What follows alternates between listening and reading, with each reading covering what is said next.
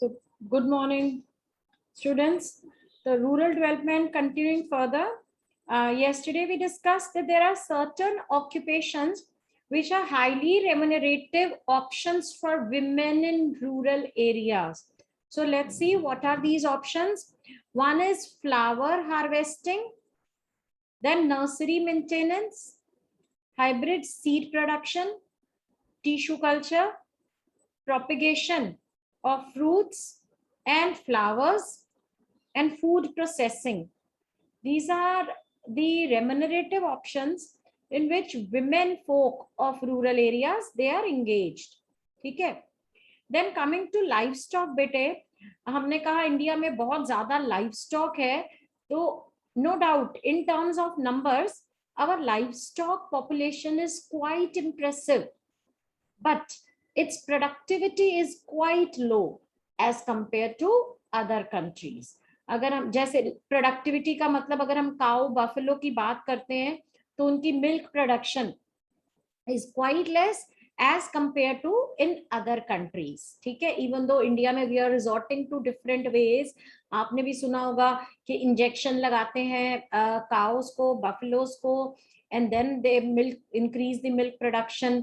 ठीक है. So these are not the right ways though, but उससे प्रोडक्टिविटी बढ़ रही है, even though we are not in favor of that. ठीक है. So it requires improved technology and the promotion of good breeds of animals to enhance productivity. तो productivity को बढ़ाने के लिए हमें टेक्नोलॉजी को इम्प्रूव करने की जरूरत है, हमें एनिमल्स की ब्रीड अच्छी प्रमोट करने की जरूरत है. Then improved veterinary care. You know what is the meaning of veterinary care? Veterinary बेटे एनिमल्स, जो वेटरनरी डॉक्टर होता है वो एनिमल्स के डॉक्टर को हम वेटरनरी बोलते हैं. So veterinary care means improved animal care and credit facilities to the small and marginal farmers and landless labourers. This would enhance the sustainable livelihood options through livestock production. तो देखो आप pointer लेते जाया करो. Technology improve करेंगे अगर हम, good breed of animals promote करेंगे, उससे बढ़ेगी प्रोडक्शन. ये चीजें कैसे हो सकती हैं? वेटरनरी केयर से हो सकती हैं और फार्मर को क्रेडिट फैसिलिटीज प्रोवाइड करके हो सकती हैं. ठीक है. सो इससे हमारे जो चांसेस हैं सस्टेनेबल लाइवलीहुड के through livestock production that would increase. ठीक है. So production of fishery already India में काफी बढ़ चुकी है. However, problems relating to overfishing and pollution needs to be regulated and controlled. अब फिशिंग को और नहीं बढ़ा सकते हम, रादर ओवर फिशिंग हो रही है, उसको हमें इम्प्रूव करना पड़ेगा. और साथ ही साथ हमें कुछ जो पोल्यूशन हो रही है because of this, that has also to be controlled. ठीक है. Then welfare programs for the fishing community have to be reoriented. जो welfare programs हैं जो हमने fishing community के लिए रखे हुए हैं उनको reorient करना पड़ेगा. इस तरीके से करना पड़ेगा कि हमें उससे long term gains मिल सके और livelihood sustain हो सके. ठीक है. So welfare programs they have to be reoriented. मतलब अभी के जो वेलफेयर प्रोग्राम्स चल रहे हैं जो फिशिंग कम्युनिटी के लिए, so they are like not very much helpful to the fishing community. So इसको हमें रीओरिएंट करना पड़ेगा, इस तरीके से रीओरिएंट करना पड़ेगा कि उससे लॉन्ग टर्म गेन्स मिल सके और उनका जो लाइवलीहुड है वो सस्टेन हो सके. बिकॉज बेटे आपको पता होना चाहिए जो फिशिंग कम्युनिटी है मोस्ट वल्नरेबल सेक्शन है सोसाइटी का, क्योंकि ये लोग कोस्टल एरिया में रहते हैं, सीज में, ओशंस में जाते हैं ये लोग फिशिंग करने के लिए. तो नेचुरल कैलामिटीज इनको बहुत एडवर्सली अफेक्ट कर सकती हैं और करती हैं. ठीक है. इनकी जो टूल्स हैं, शिप्स, बोट्स हैं, ठीक है, इनके घर हैं, वो अगर जो है नेचुरल कैलामिटी आ जाए तो दे कैन बी डिस्ट्रॉयड.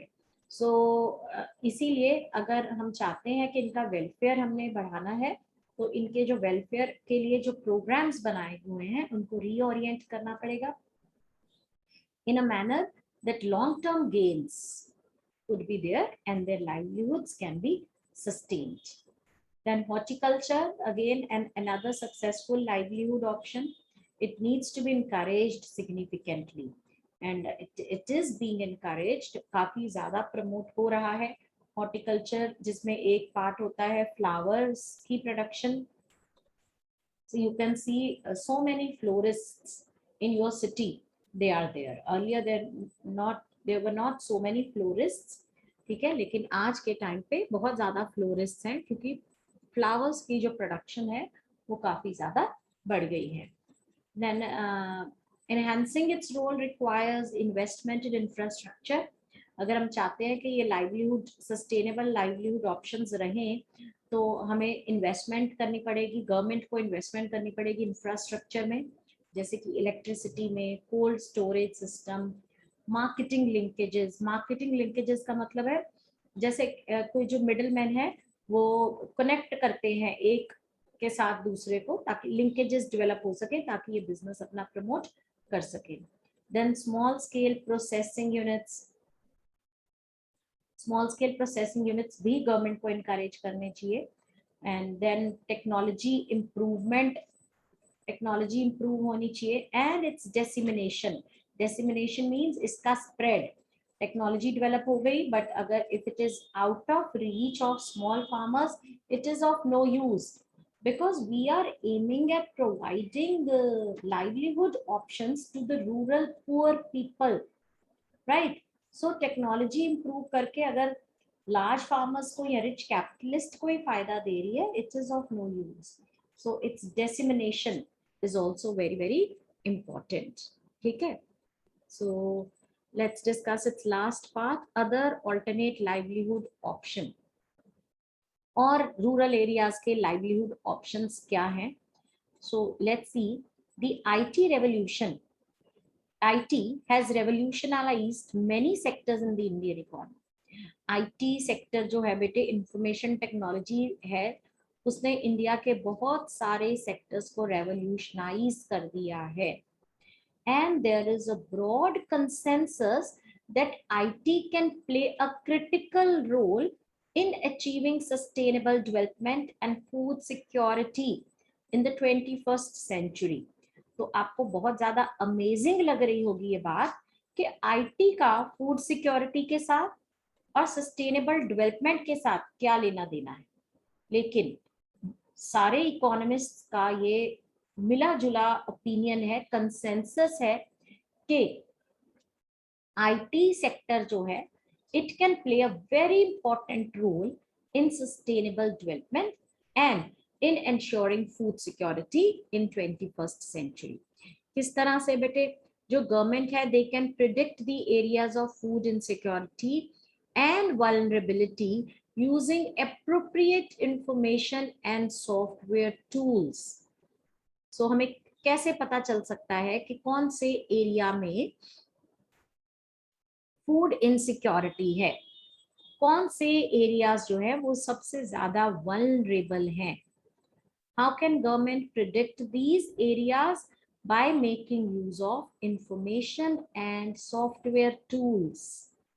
ठीक है, तो इंफॉर्मेशन एंड सॉफ्टवेयर टूल्स को यूज करके गवर्नमेंट उन एरियाज को देख सकती है और उनके लिए स्टेप्स उठा सकती है कि उनके लिए गवर्नमेंट जो है इन इमरजेंसी ना आए या फूड सिक्योरिटी इंश्योर कर सके, उनकी वल्नरेबिलिटी को कम कर सके. वो तभी कम कर सकती है अगर गवर्नमेंट ने ऑलरेडी उन सेगमेंट्स को आइडेंटिफाई किया हुआ है. सो आइडेंटिफाई करने में कौन हमारी हेल्प कर सकता है? IT and software tools. ठीक है. It also has a positive impact on the agricultural sector as it can disseminate information regarding regarding emerging technologies and its applications. अब जो इंफॉर्मेशन टेक्नोलॉजी है वो बेटे एग्रीकल्चरल सेक्टर में भी बहुत इंपॉर्टेंट रोल निभा सकती है. कैसे? ये जो भी नई टेक्नोलॉजी आई है उसका स्प्रेड कर सकती है, उसकी एप्लीकेशन के बारे में लोगों को बता सकती है, ठीक है, प्राइसेस के बारे में लोगों को बता सकती है, वेदर, सॉइल कंडीशंस जो है वो उनको पता चल सकता है, फार्मर को उनकी सॉइल की कंडीशन कौन सी क्रॉप को ग्रो करने के लिए सूटेबल है, कौन से सीजन में उनको क्रॉप ग्रो करनी चाहिए, कौन सा मेथड क्रॉपिंग का उनको अडॉप्ट करना चाहिए. So if they are doing everything in right way, bete, of course they will be able to have a good harvest and their food security will be ensured. अगर आप news सुनते हो बेटे तो एफएम में बार बार आता है, गवर्नमेंट बताती है कि उन्होंने एक नया ऐप बनाया है फार्मर्स के लिए. फार्मर वो ऐप अपने मोबाइल में डाउनलोड कर लेंगे, ठीक है, और उससे खेती ऐप है वो, तो उससे जो भी फार्मर को हेल्प की जरूरत है, अगर उसको अपनी पराली जलाने के लिए, पराली जलाना बैन किया हुआ है गवर्नमेंट ने क्योंकि वो पोल्यूशन क्रिएट करती है, तो गवर्नमेंट कहती है कि पराली को आप कट डाउन करो छोटे छोटे टुकड़ों में, उसको लैंड में दोबारा से आप डाल दो, उससे लैंड की फर्टिलिटी बढ़ेगी, ठीक है. लेकिन अब फार्मर के पास टेक्नोलॉजी नहीं है उसको पराली को काटने के लिए, तो गवर्नमेंट कहती है हमारे पास मशीन्स हैं, आप हमसे रेंट पे ले लो, ठीक है. तो through that app you can have these facilities from the government, ठीक है. तो ना सिर्फ फूड सिक्योरिटी इंश्योर करने में, सस्टेनेबल लाइवलीहुड ऑप्शंस ढूंढने में, वेयर एज एग्रीकल्चरल सेक्टर में नई टेक्नोलॉजी को स्प्रेड करने में, उसकी एप्लीकेशंस में, उसके प्राइसेस को बताने में, वेदर की कंडीशंस, ठीक है. अगर फार्मर को पता चल जाए कि बहुत ज्यादा बारिश आने वाली है तो वो अपनी क्रॉप को संभाल के रख सकता है, जो हार्वेस्टेड क्रॉप है, या सूखा पड़ने वाला है तो फिर वो अपना पानी का arrangement, alternate means of irrigation arrange करके रख सकता है. So whether condition, soil conditions, वो सारी आपको उन एप्स आईटी के थ्रू पता चल सकती हैं. So IT itself is no catalyst of change. ऐसा नहीं है कि आईटी को यूज करके आप चेंज को स्पीड अप कर सकते हो, लेकिन एक टूल जरूर है कि जो भी आप में क्रिएटिव पोटेंशियल है, जो नॉलेज है सोसाइटी में, उसको वो रिलीज कर सकता है, ठीक है. रूरल एरियाज में आईटी सेक्टर इतना पोटेंशियल रखता है कि वो एम्प्लॉयमेंट जनरेट कर सके, ठीक है. So naturally we are carrying out the experiments with IT and its application to the rural development. अभी तक हमें यही लगता है रूरल एरियाज का आईटी सेक्टर से क्या लेना देना है, ठीक है, लेकिन now the efforts are being done, experiments are being done with the IT and its application in the rural development, ठीक है. सो लास्ट बेटे ये जो sustainable development and organic farming है, ये हमारे सिलेबस में नहीं है, but there is one box, information given in box, adoption of village by parliamentarians. This we will do now. ये आपको डेट्स बेटे बहुत अच्छे से याद करनी है, ये आपको एमसीक्यू में पूछी जा सकती हैं. 2014 October, government introduced a new scheme called as Sansad Adarsh Gram Yojana, SAGY, सांसद Adarsh Gram Yojana. Under this scheme, members of India's parliament need to identify and develop one village from their constituencies. जो MPs हैं, members of parliament हैं, उनको अपनी constituency, अपनी अपनी हर एक की constituency है, ठीक है, अपना constituency means अपने एरिया जिसके ऊपर वो रूल कर रहे हैं, तो अपनी constituency में से उनको एक विलेज अडॉप्ट करना पड़ेगा, ठीक है. एक विलेज वो आइडेंटिफाई करेंगे जो उनको लगता है जिसकी हेल्प की जा सकती है, या जो बहुत ही ज्यादा अंडर डेवलप्ड विलेज है, उसको आइडेंटिफाई करना पड़ेगा, उसको डेवलप करना पड़ेगा. तो to begin with, MPs they can develop only one village as a model village by 2016. कहते हैं स्टार्टिंग में आप एक विलेज अडॉप्ट करो और उसको 2016 तक एक मॉडल विलेज बना के बताओ कि एक आइडियल विलेज, मॉडल विलेज कैसा होना चाहिए। ठीक है, उसके बाद 2 more by 2019, फिर 2019 तक वही एमपी 2 और विलेजेस को आइडेंटिफाई करेगा, डेवलप करेगा। ठीक है, सो covering 2500 villages in India.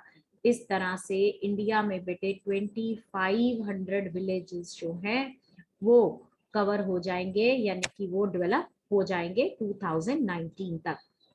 According to the scheme, the village can have a population of 300,000 to 5,000 in the plains and 1,000 and 3,000 in hills. तो ऐसा विलेज लेना है जिसकी पॉपुलेशन, अगर प्लेन्स में रहते हैं तो 3,000 से 5,000 के बीच में होनी चाहिए, और अगर हिली एरिया पे वो विलेज है तो उसमें 1,000 से लेके 3,000 तक की पॉपुलेशन हो सकती है। And this village should not be MPs own village, अपने विलेज को नहीं। उससे क्या होगा, ऐसा क्यों बोला कि अपने विलेज या अपने स्पाउस मींस अगर एमपी विमेन है तो उसके हस्बैंड का विलेज नहीं होना चाहिए, अगर मेल है तो उसकी वाइफ का विलेज नहीं होना चाहिए। ठीक है, तो इससे क्या होता है कि अगर आप अपने वो डिस्क्रिमिनेशन की एक फीलिंग आती है कि आप अपने गांव शहर को ही डेवलप करी जा रहे हो, this is you are doing this for your own self, not for your society. ठीक है, so MPs are expected to facilitate village development plan. MP से ही एक्सपेक्ट किया जाता है कि वो विलेज डेवलपमेंट प्लान बनाएं, विलेजर्स को मोटिवेट करें ऐसी एक्टिविटीज लेने में, और इंफ्रास्ट्रक्चर बिल्डअप करें in the areas of health, nutrition and education.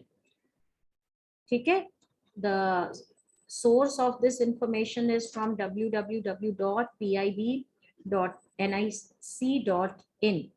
ठीक है, so अगर आपको लगता है आपको इसके बारे में और इंफॉर्मेशन चाहिए, you can access to that website. So like I told you, organic farming is not in our syllabus. So let's read the conclusion.